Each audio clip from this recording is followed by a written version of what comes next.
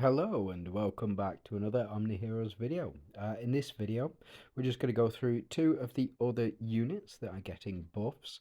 Now, there are in total 12 units getting buffs this season. So let me just jump in to the actual units that are getting buffs. Now, we've already gone through Dullahan and Bastet, and those units and the reasons as to why. I think that they're both getting buffs. It is to do with the corrode stack limit. So I think Bastet is going to apply double the amount of buffs that or debuffs, i.e. corrode. And I think that Dullahan will increase the stack limit to 10 when he is deployed to sync up with the new Mystifier's Gaia. Now, the two that I want to go through here are the Dooms team. Now, the Dooms team, they will be getting buffs and also be receiving a new unit, Arthur, King of Knights. Now, I don't know if he's going to be a Monarch. I would suspect with the name King of Knights, King specifically of Knights, he will be a Monarch, which is going to be very good for the synergy overall. Now, what he does, I don't know. And nobody knows at this point. We'll find out on Friday at 2 a.m. That's when the this patch will be complete, or well, allegedly it will be complete. They have said, give time for extended maintenance, whatever it is. But around 2 a.m. we'll find out what all of the new units do. So let's jump into some gameplay and let's have a. Of course. Of course. I jump out of it for 30 seconds and jump back into this, of course. It's always the way. I don't know why it does it. It just does. It is what it is. So logged in. Looks great. We get the maintenance notice pop up on screen. And then we have cool image. This will also be changing on Friday as well. So let's like I said, jump into some gameplay and let's see how Madelin and how Sylvan do. Now, Sylvan has never impressed me. Never, not once. She has never been. I've never been a fan. Really haven't. The Phantom synergy was really good. I really enjoy the Phantom synergy when I started to unlock units for it, like Janna, not Mavis, Janna, Nerissa, Althea, Persephone. For the longest time, though, I did have to. I was kind of forced to use Sylvan or Sylvian for the Phantoms team, along with Ayusha and then Janna and two other Avengers units as well. It kind of worked out, but Sylvan always died, which really helped Janna because she buffs on death. But let's just go over the kit for Sylvan now. Yep, as you can see, I've got her at level 100, got all of her gear here as well. Let's have a look at her skills. So first things first, Sylvan calls upon her ancestral powers and charges towards the enemy alongside phantoms, dealing 705 physical damage to 3 random enemies and gaining 2 stacks of reflect boost. The gaining 2 stacks of reflect boost is nice, it's good, and it does the job. The next or the active skill, Sylvan, the Centaur Commander, charges and attacks a single enemy, dealing 210% physical damage and gaining 2 stacks of reflect boost. Both of those are good. I very much enjoy those. Now, what I think the issue with Sylvan is she's just very squishy. She just dies a bit too quickly for me. That's my main issue with her. She can do a fair amount of damage. That's not a low number. That's 705% physical. And if you do unlock her skill here in Light Seekers, so if we jump into the Awaken tab, it goes from 705 to 1400. That is the biggest buff that I've ever seen in this game. So unlocking this Light Seeker, this node on the Light Seekers priority, the Awakening T2, it might be a priority for you. Just because it's got a massive increase, it's effectively double. You double the amount of damage that she's going to do on her ultimate, and then you double up to 420. Nice for those who know, you know. But yeah, doubles up to 420% on her active, so a secondary attack. Now, charge command. Sylvan additionally increases the reflect rate by 25%. When Sylvan is deployed, all allies increase reflect rate by 20%. And when Sylvan is deployed, all allies recover 5% of their own HP after being attacked. This effect can be triggered up to 1 time per round. So they do recover 5% of own HP. This is too low. This is really outdated now. If you want her to be good, this needs to go up. These numbers do need to go up. So she additionally increases the reflect rate by 25%, and when she's deployed, all allies increase reflect rate by 20% as well. So you get an additional 100% reflect rate. If you are using Madelin, you also then gain an additional 20% on top of that, so 120% altogether. So if you don't know, Madelin will deploy a minion. That minion will count towards the reflect rate of the team, so they will stack with Sylvan's ability. Now, tactical formation is her final passive. When Sylvan is deployed, so allies increase the limit of reflect rate stacks by 10. That's very good. That is very good. It's absolutely fine by me. Maybe that goes up to 15. I think the reason that they're buffing Sylvan, and I think that the reason that they're buffing Madelin, is because of Arthur, King of Knights. I think he's going to be dropping at the end of the season. I don't think he's going to be the first. I think he's going to be the last, the third oath of the season. That's when he will be dropping. I think that we'll get the Ethereal's Elisha, and I think we will get the Mystifier's Gaia as 1 and 2, and then Arthur, King of Knights, will drop on that third slot. He is all about increasing the reflect rate so that you can reflect back any debuffs that are applied. Now, debuffs, I'm not too sure if that includes corrode, if it includes... I don't think it includes stun. I've had conversations with people about this on the Discord. I don't think it includes stun. Stun is an effect. Although, so the way that I figure it, Glorian's team has control immunity. So they have crowd control immunity or CC immunity, which means that they can't be affected by stun. They can't be affected by bind. They can't be affected by taunt. They can't be affected by any of these effects that are applied to the team. But they can be affected by debuffs, so you can still debuff Glorians. Specifically, you can decrease attack. You can decrease their defenses. You can decrease their reflect rates, and you can decrease their crit rate, stuff like that. So all of those debuffs and reflect rate, debuffs are very different to the control effect. So I don't think that you're going to be able to reflect stun back. I don't think you're going to be able to reflect taunt back. I don't think you're going to be able to reflect these crowd control effects back with Arthur. I think that you will be able to reflect back the debuffs. So that is, like I said, all of the attack downs, all of the defense downs, HP downs, etc. So all of that will be reflected back. And I think the higher that your reflect rate, the better that will be. That's my assumption anyway. Don't take it as gospel because I just don't know. I really don't know. We'll have to find out again on Friday.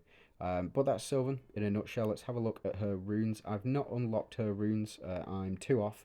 This is an Illusion rune. It is what it is. So before taking action removes illusion, it doesn't really come up too much.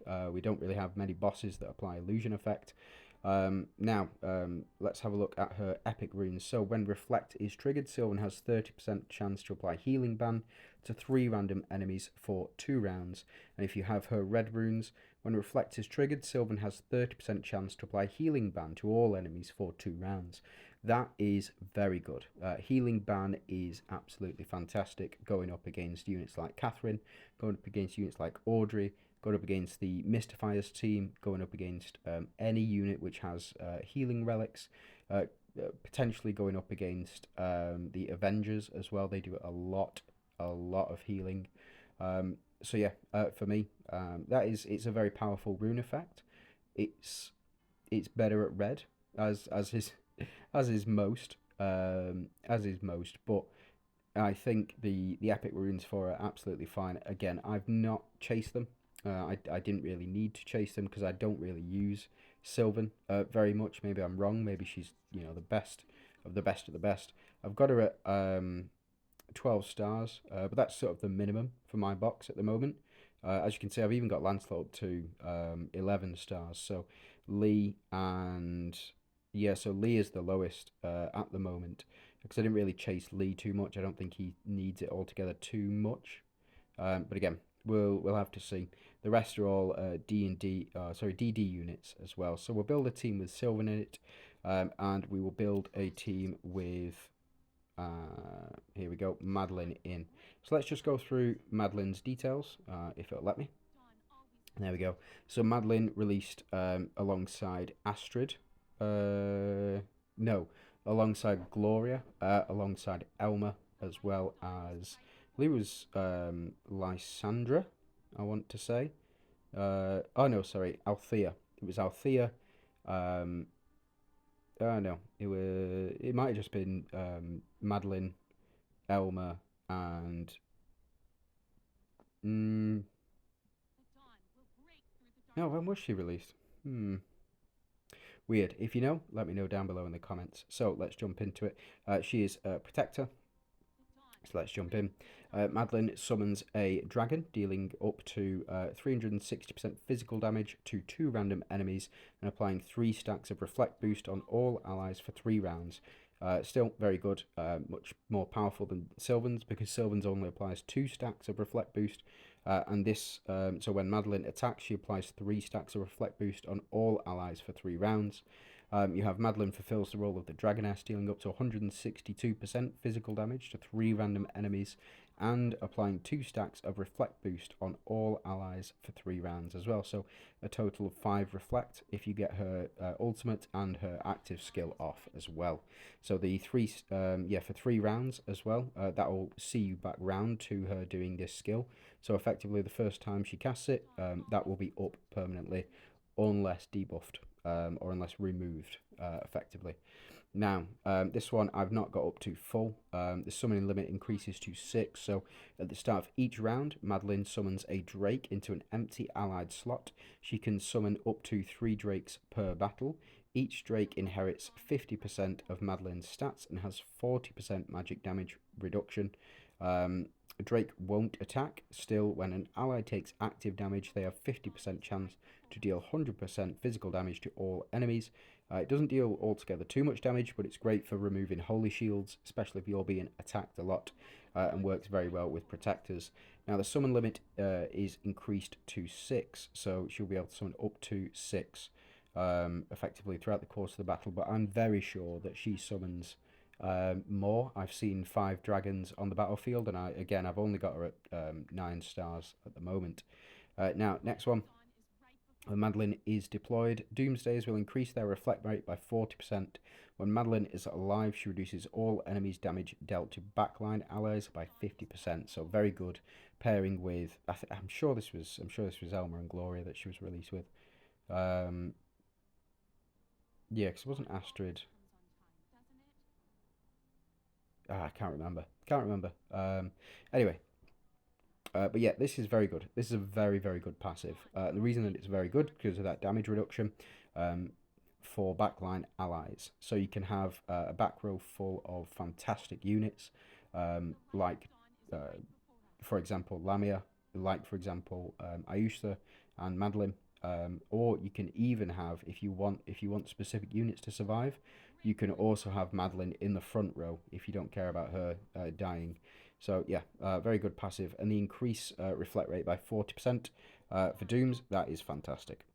Increasing the reflect rate as much as possible, because the higher your reflect rate, the more damage you're going to be doing back to enemies as well. So all playing into this reflect rate theme, which just sort of solidifies the higher the reflect rate, I think the better Arthur will be, and I think that that's the reason that Madelin is getting a buff, and that's the reason that Sylvan's getting a buff as well. Probably because they are the least played Dooms as well. You don't see Madelin in too many builds, although she does put in the work as well. I was really excited when she first got announced, Really excited because I really like the concept of her. But yeah, she is what she is. And for me personally, I started using her in a protectors team, but again, it's not super relevant. So you can have this setup. So Madelin, Sylvan, you would have one other protector in the form of Lamia. So if we have a look at the protector synergy over here, increases defensive synergy mates by 5% every round. You want to get up to 3 protectors for it to be super effective. 3 or 5. 4 is okay, but it's 30% chance to deal a basic attack that does 50% damage once. It's okay. It's not great. 5 is where you want to be at.